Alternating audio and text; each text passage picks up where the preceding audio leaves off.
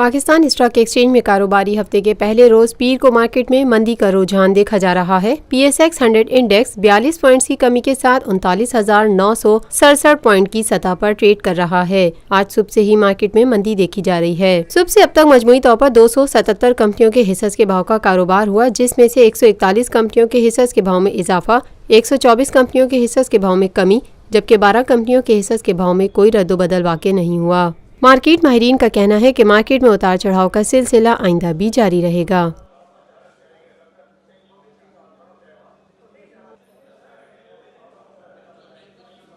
Lotus Lake Towers, a groundbreaking endeavor by Lotus Properties.